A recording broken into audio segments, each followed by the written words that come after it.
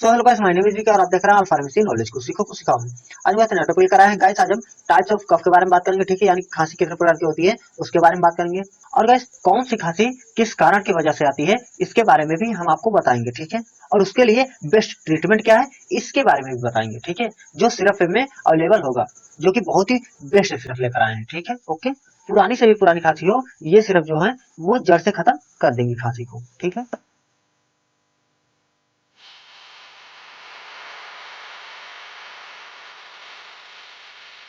तो गाइस, खांसी दो प्रकार की होती है, ठीक है। कफ दो प्रकार की होती है। एक होती है ड्राई कफ यानी सूखी खांसी, जिसे काली खांसी भी बोलते हैं, ठीक है, जो बिना बलगम के खांसी होती है, ठीक है। ओके, इसमें बलगम नहीं निकलता, ठीक है, केवल खांसी आती है। और दूसरा गाइस वेट कफ यानी कि गीली खांसी, ठीक है, जो बलगम वाली खांसी होती है। ओके, ठीक है, इतना आप समझ गए।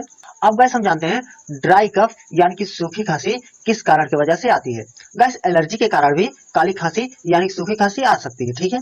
और पॉल्यूशन डस्ट के कारण भी ड्राई कफ यानी कि सूखी खांसी आ सकती है पेशेंट को, ठीक है। और गैस थर्ड है ड्राइनेस इन ट्रेचिया यानी कि श्वास नली में सूखेपन की वजह से भी काली खांसी सूखी खांसी आ सकती है, ठीक है। ओके, और फोर्थ है गैस थ्रोट इरिटेशन यानी कि गले में जलन की वजह से भी, ठीक है, गले में जलन के कारण भी सूखी खांसी आ सकती है पेशेंट को, ठीक है। और फिफ्थ गैस बैक्टीरियल इन्फेक्शन यानी कि जीवाणु संक्रमण के कारण भी सूखी खांसी आ सकती है पेशेंट को, ठीक है।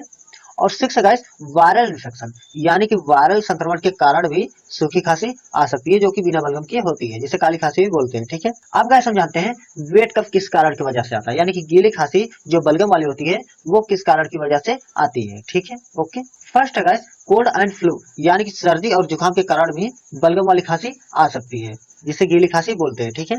और सेकंड गाइस ब्रोंकाइटिस के कारण भी बलगम वाली खांसी आ सकती है पेशेंट को। Okay, third gas viral infection के कारण भी बलगम वाली खांसी आ सकती है, ठीक है।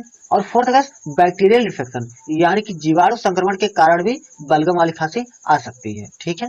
और फिफ्थ गैस न्यूमोनिया यानी किसी पेशेंट को न्यूमोनिया हो गया है तो उसकी वजह से भी बलगम वाली खांसी आती रहती है, ठीक है। ओके, अब सिक्स गैस सीओपीडी और अस्थमा, इन दोनों के कारण भी बलगम वाली खांसी आती है पेशेंट को, ठीक है। ओके, तो इसका आप स्क्रीनशॉट ले लीजिएगा, ठीक है। ओके, इसको काट दे रहे हैं, ये गलत है, ठीक है। इसका स्क्रीनशॉट ले लीजिए, आपके लिए बहुत ही पावरफुल होने वाली है ये वीडियो, ठीक है। वीडियो पर लगातार बने रहिए, ठीक है, इसकी बिल्कुल भी नहीं करेगा, नहीं तो समझ में नहीं आएगा। अब हम गाइस बढ़ते हैं ट्रीटमेंट की तरफ, ठीक है। कि ड्राई कफ में सूखी खांसी में कौन कौन सी सिरप चलती है, ठीक है। और वेट कफ यानी कि गीली खांसी जिसे बलगम वाली खांसी बोलते हैं, उसमें कौन कौन सी सिरप सबसे बेस्ट होती है, ठीक है, जिसे पीने के बाद पेशेंट को आराम हो जाता है, ठीक है। ओके, अब बढ़ते हैं नेक्स्ट गाइस। गाइस हम पांच पांच सिरप लाए हैं, ठीक है।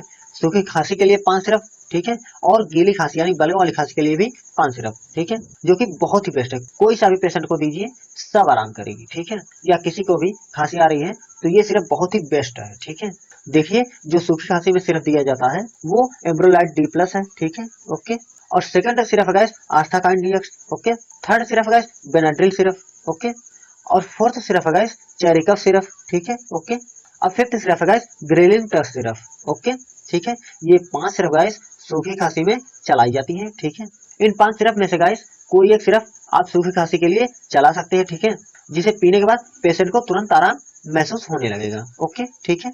अब गाइस हम बात करते हैं गीली खांसी में, ठीक है, बलगम वाली खांसी में, ठीक है, कि बलगम वाली खांसी के लिए कौन कौन से सिरप चलाए जाते हैं।